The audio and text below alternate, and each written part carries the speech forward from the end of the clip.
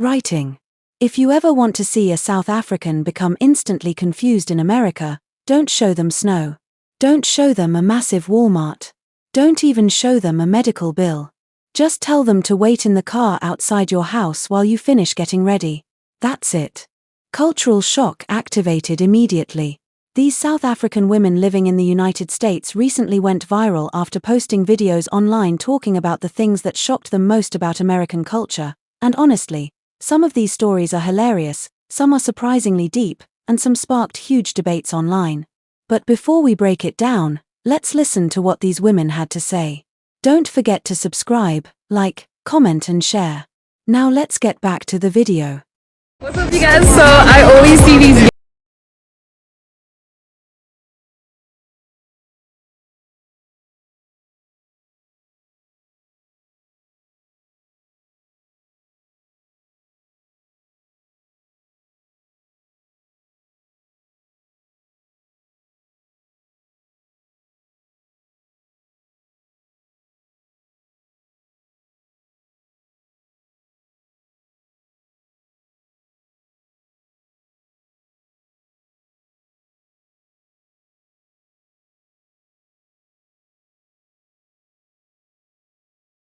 dream, y'all. That was cool. I was driving and thinking about this, and I wanted to share these cultural differences between America and South Africa before I forget. One of the main things that I cannot get over is people don't invite you into their house in a hurry. Like another South African friend I have, she'll invite you into the house. But I've been to another South African's house and they did not invite me inside the house while I waited in the car for them while they got ready. And I'm like, huh? That's very un-South African. But I do know Americans don't invite you in their house in a hurry. They will make you sit and wait in your car while they continue to get ready. Let's just say they're running late. I showed up a bit earlier, 5 minutes earlier. I will sit in the car and wait. And there'll be no inviting inside the house. That's not an American thing. You don't just invite people in your house. You make them wait outside in their car. And it's very weird to me. Us South Africans, we're like, come inside. Come have a cup of coffee. I'm still getting ready. Or can I get you anything? You make sure they're comfortable inside your house. And then you carry on doing your thing and you try and get ready. Not leave them outside your house. But anyways, that's weird for me. Another thing is the education system in this country continues to shock me. I am seriously worried about the future of America if this is how the education system works. Kids are allowed to pass the grade even if they failed the grade. You know what I mean? Like they can get F's in every single class and still make it to the next grade. Up until 8th grade, that happens, by the way. And if you have an IEP, which is an individualized educational program because you have behavioral issues and you just can't focus in school, you have an IEP for life. So you're going through your entire life scraping by, as in getting F's in every single class, and you still get to pass high school. You still get to graduate high school on your IEP. How unfair is that to the kids without an IEP that might have certain behavioral issues, but their parents never got them evaluated? Now they're stuck trying to scramble, try to get good grades to pass high school, while the IEP students just go whoop, straight past high school, straight into everything else. Never mind that.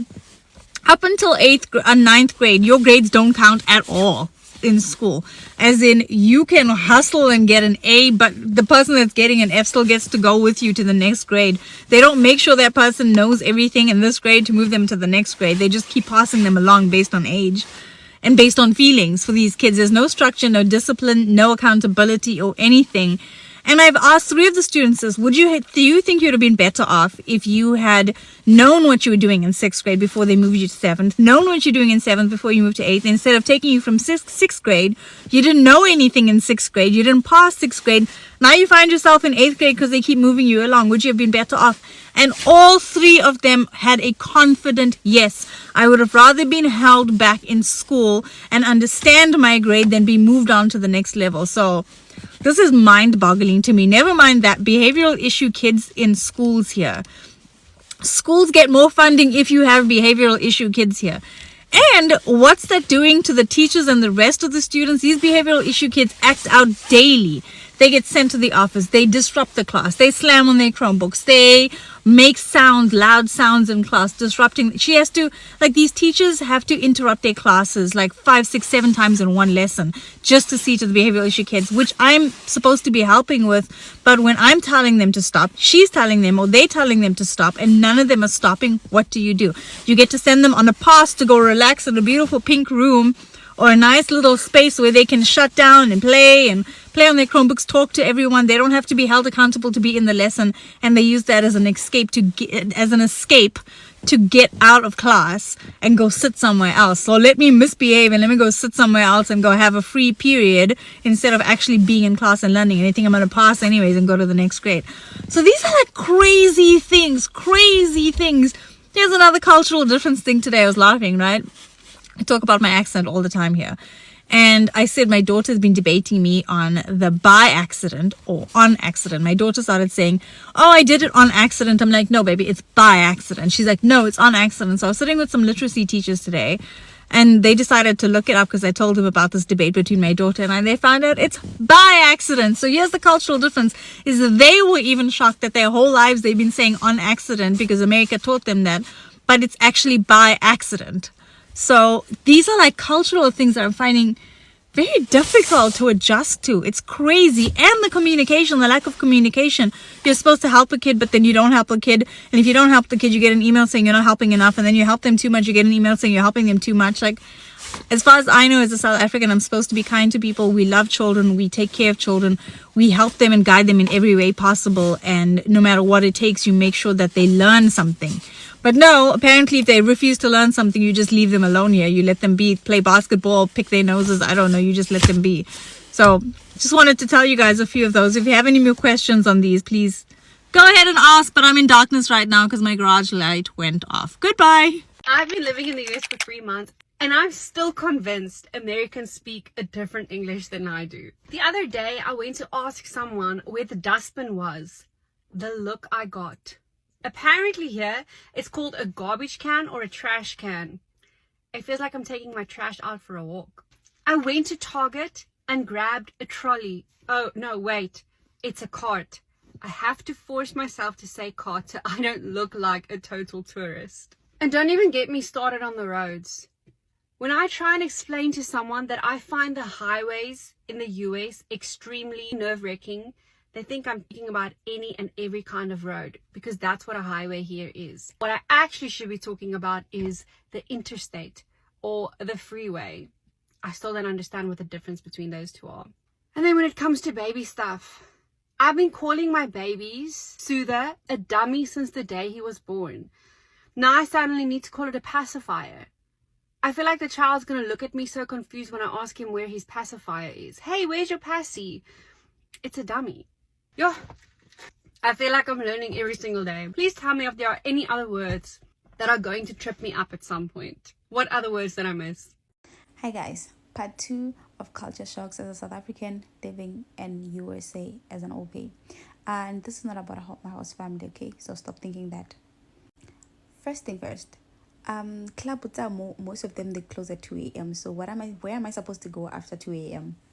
Like, I was so shocked when I went to like this other concert, well, club type of thing, and then but a group if I like at 2 a.m. I'm just getting started. Number 2, they like processed food. Like, they really do like processed food, like canned meat, canned whatever, canned pasta, canned mac and cheese. Like, you'd be wanting to eat mashed potato, and they're like, no, it's already there in the fridge, you just have to put it in the microwave. Number 3, parallel parking and side parking. Yeah, and parking their car outside on the side parkings. It's a thing. I'm like, go higher, you'll never find your car. You wake up and your car is gone. Because even we can even leave our car unlocked the whole night and we'll still find it in the morning. Number 4, I think. Maparamo, they will have a Gucci, they will have a Louis Vuitton. Like, they'll be asking you for like $5, and then when you are wearing a Shin like outfit, and then when they are wearing a Louis Vuitton, I can't even afford what you're wearing, but you want $5 from me. Number 5, if you want to date here, like, you have to use a dating app. Well, they can share you, right? But then it's very common. Like, what's more common is using dating apps. Like, there's no there's no such thing. Like, it's there, but it's not as common, you know. Like, where ubutu zote, where mama, how muhle. they will tell you on a dating app. You have to have about Tinder, about Badoo, those dating apps. Also, when you want to buy alcohol or you go into a club, like, they want ID. They really want ID everywhere, like at a club. There's no club that you can get in without an ID. And you have to drink when you are 21 here. It's not 18. And another thing is that they also want ID even when you are buying medicine. Like, they don't play about ID. And also, like, why do men here like calling women the B word and then they see nothing wrong with it and calling us fine shit? Like, don't call me that. It's not cute. It's not cute. Why are you calling me the B word? Thank you guys for watching. And also, guys, like I said, this has nothing to do with my host family. So, bye. Hi, my name is Annie. I'm from South Africa. I've lived here for a year and a half. And these are some culture shocks that I've had since coming to America. Number one, food portions. Larges are like large. Our larges are like this. Second culture shock is recliners at the movies for normal like movies. It's not like IMAX. Number three is the traffic and all the traffic laws you'll have. It's amazing. Normal clothes to school. Because how you can drive at 16 already. Wild. You can get your learners, I think, at 15, like a permit, and then actual license at 16. And most parents buy their children cars at the age of 16. Divorce rate is 50%, I think, in America. Like, there's a lot of people who are divorced here. Where I live, it's extremely safe. I still convert my dollars and rands. Nails, goodness gracious, it's expensive. These nails cost $92. R1,500 for nails. The size of the buckies or the trucks. What the heck? And they drive on the wrong side of the road. And how much they rely on fast food. Table manners.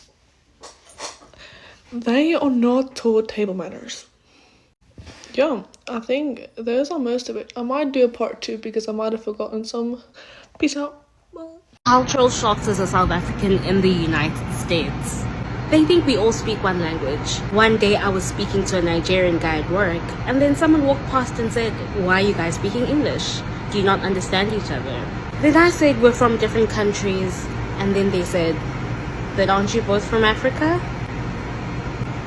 Second cultural shock is that gender standards in the United States and South Africa are completely different.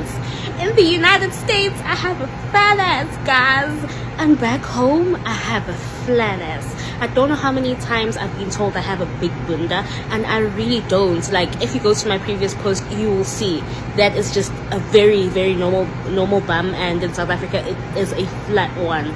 But every time, like, we talk about ass, like, oh my gosh, you got big bunda, this, big bunda, that, and it's just that abantu balana iningi labo banazo izinqa ezinkulu unless bayajima or bazenzile or they were like the lucky part of the country, but most yabantu lana banazo izinqa ezinkulu. Number 3, braiding your hair here is a luxury. Like, braiding prices are between $100 to $150. That's the same price as a quality wig, and I would rather have a quality wig over braiding my hair. So yeah, the braiding prices here are just audacious. It's the same as buying a weave, which really doesn't make sense. Yeah, people are really pushing it. Another one is that healthcare is expensive. I understand the people who really delay their doctor's visits. I'm doing that from now on. Home remedies all the way. No thank you. Even if you have insurance, it's like ish. Yeah, just rather not go to the doctor, push your home remedies unless it's something that you can't treat and you really need the doctor. Number 4 or 5, I don't know where I am. The serving portions are ridiculous.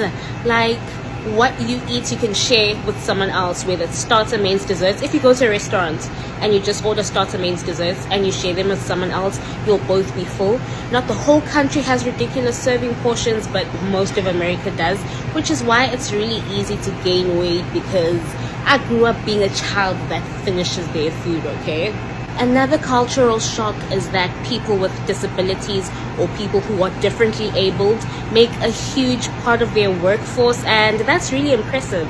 Like whether you go to a restaurant, a pharmacy, social security office, there's a high possibility that you will be assisted by someone who is differently abled, and I love that.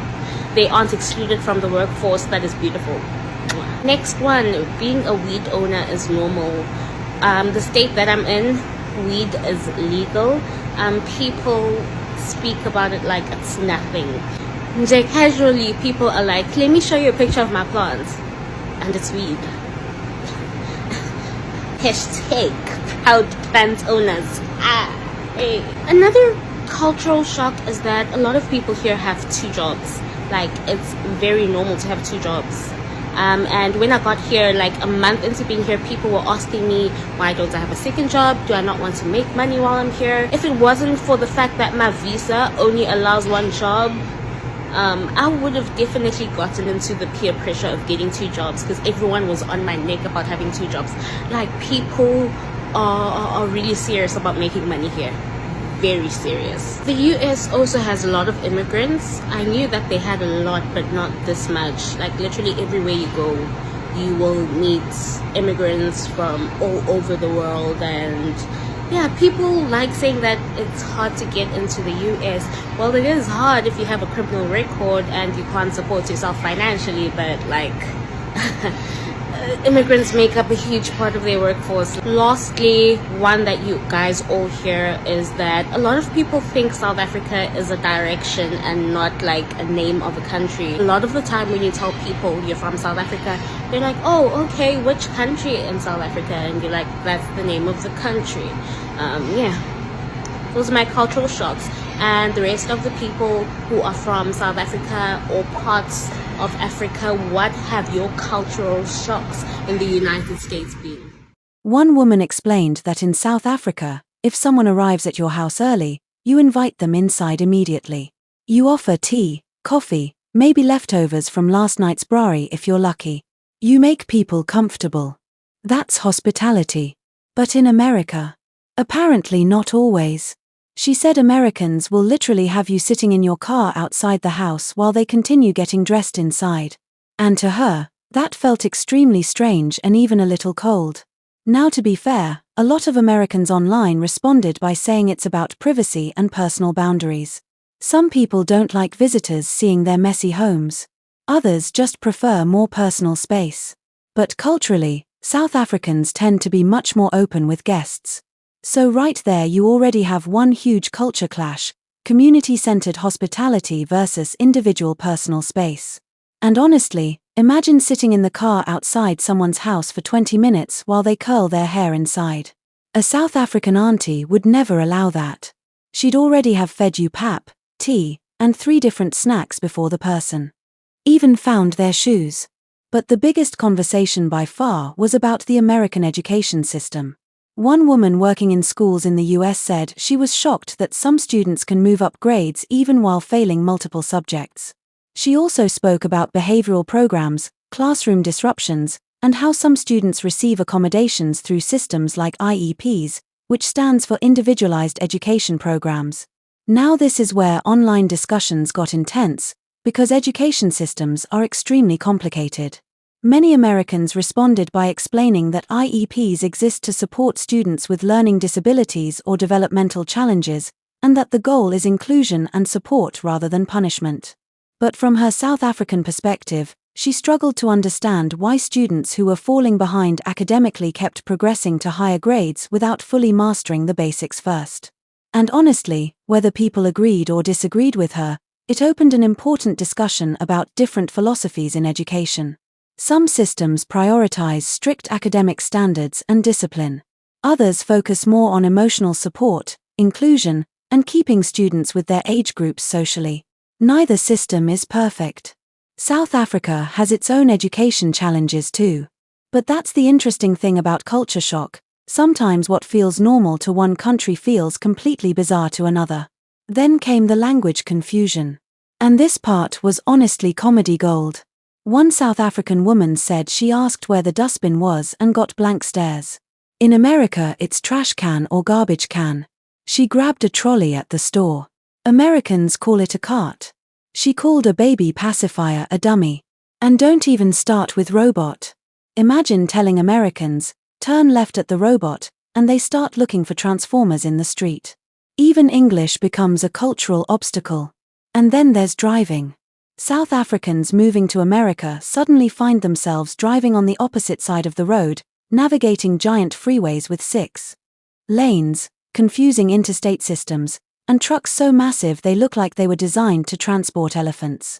One woman said the size of American vehicles shocked her completely. Another was surprised that American teenagers can drive so young, with some getting permits at 15 and licenses at 16.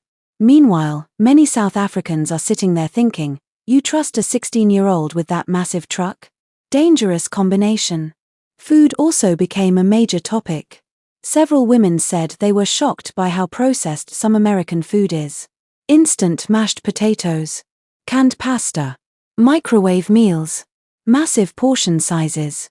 One woman joked that restaurant servings are so huge you can accidentally order enough food for an entire family reunion without realizing it. And honestly, this is one culture shock almost every foreign visitor mentions when talking about America. The portion sizes are enormous. But there were also positive observations too. One woman said she admired how many people with disabilities are included in the workforce in the United States. She noticed people with different abilities working in restaurants, offices, pharmacies, and public services more visibly than she expected, and she found that genuinely beautiful. Others talked about how hardworking Americans are, with many people working 2 jobs to make extra money.